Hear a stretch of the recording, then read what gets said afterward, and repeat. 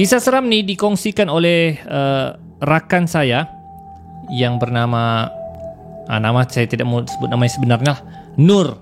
Okey, Nur bukan nama sebenar. So dia ni orang dari Semenanjung. Okey, dari Semenanjung, dari Selangor. So mereka sudah lama merancang, berbulan-bulan merancang untuk bercuti di negeri Sabah, dan tempat pilihannya adalah kawasan Kundasang Ranau. So memang plan sudah ambil ejen, ambil ejen yang atur pergi ke mana, tempat tinggal. So semua ejen nak bayar. So mereka ni pergi by group, lebih kurang 5 orang perempuan, guys. Okay, jadi si Nur ni dengan rakan-rakannya sudah rancang memang terbaik. Memang tujuan untuk healing, yang untuk bercuti, sudah kumpul duit berbulan-bulan, guys.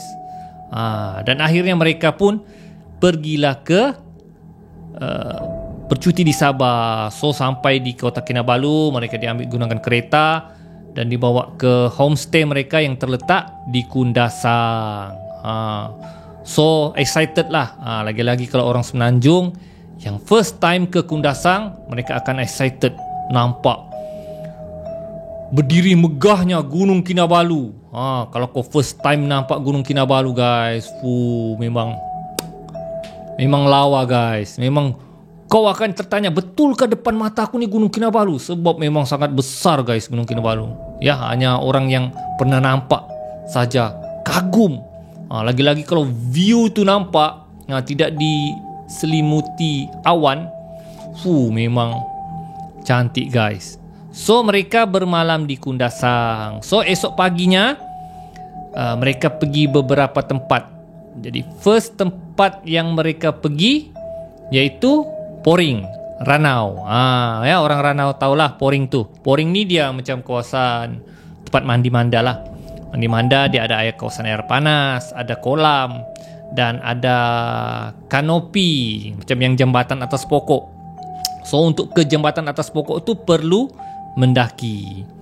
So seperti yang dikatalah, bila kau pergi satu kawasan, kalau kau nampak benda yang pelik, mana-mana lah kau pergi, kalau boleh janganlah kamu tegur. Kamu nampak ada haiwan pelik, haiwan tu jalan terbalik kah kan? Haiwan tu kepalanya teleng kah? Haiwan tu kepalanya, telinganya besar kah? Janganlah kau mandai-mandai tegur. Jadi si kawan ni, si Nur, bukan si Nur lah, kawan dia, adalah pergi tegur. Dia cakap, guys, sis, itu binatang apa sis? Sis, perempuan kan bersis. Apa tu? Kemudian kawannya tegur lah, jangan peduli, yang tegur, biarkan di situ. So dia macam yang pelik lah dengan binatang yang dia nampak di kawasan Poring tu. Tapi kawan-kawannya sudah cakap jangan tegur, biarkan saja. So sampai lepas Poring tu masih tidak ada apa-apa lagi. Diorang pergi ke Sabateh, bergambar-gambar, pergi tempat yang ikan gigit kaki tu. Kemudian baru mereka pulang semula ke penginapan.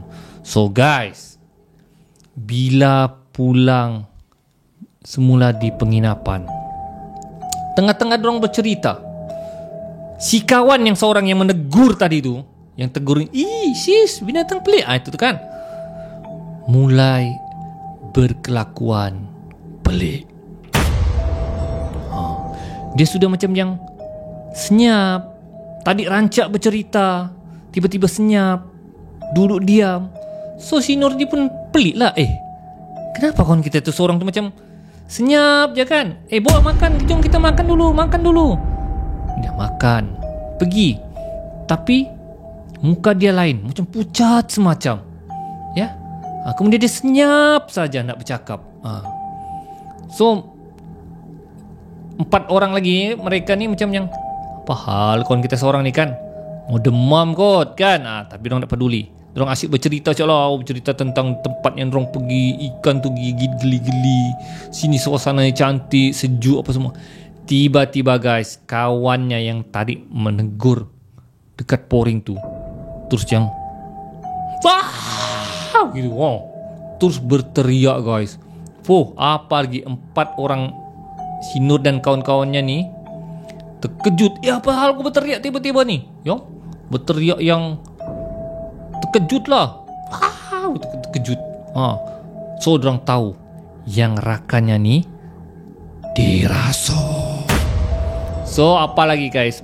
Memeganglah kanan dan kiri kawannya nih tangan. Jadi paniklah dorang. Apa mau dibaca nih? Apa mau dibuat? So si Nur ni call tuan rumah homestay tu bagi tahu yang rakan mereka kena rasuk. Kebetulan pula tuan rumah homestay tu orang bukan Islam. Dia cakap, alamak, saya pun tak tahu macam mana buat ni. Dia cakap kan, nanti saya panggil kawan saya. So dia carilah kawannya yang Islam dan panggillah imam yang terdekat di kawasan Kundasang tu pergi ke homestay tu. Kawannya masih lagi yang kemudian ustaz tu tanya, kenapa ni? Kemudian baru yang rakan yang dirasuk tu cerita yang dia yang ditegur semasa di pouring tu. Dia begitu, kenapa dia tegur? Apa yang dia mau? So kawan-kawan yang lain ni menangis ketakutan. Kesianlah kawannya kena rasuk. Kalau orang kena rasuk ni guys, tahulah macam mana perangai dia kan. Jadi ustaz tu cuba ruqyah, cuba baca doa apa semualah kan. Masih lagi macam yang sampai ini cerita dong. Ini cerita benar ya, bukan tipu. Ini cerita benar. Si Nur tu cerita sampai masa dia berteriak, elektrik yang power elektrik di rumah tu off, yang tap tendang. Sampai begitu sekali guys, kekuatan aura kerasukan tu. Pop, elektrik mati guys. Tambahlah 4 orang si Nur dan rakan-rakannya ni berteriak. Sampai dong on lampu handphone dorang. Bilang ustaz tu, astagfirullahalazim. Dorang cuba on lagi semula switch lampu. Switch lampu utama.